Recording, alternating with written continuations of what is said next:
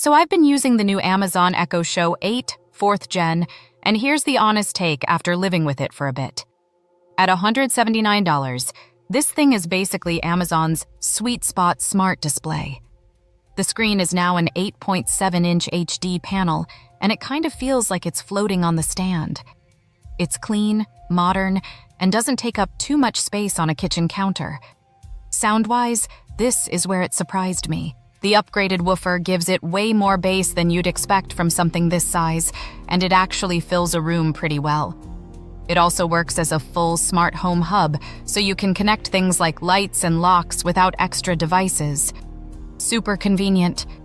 Downside though, there's no physical privacy shutter anymore, which some people might not love. Quick verdict: if you're already in the Alexa ecosystem, this is an easy yes. But if you just want a basic smart speaker, save your money and grab an Echo Dot instead.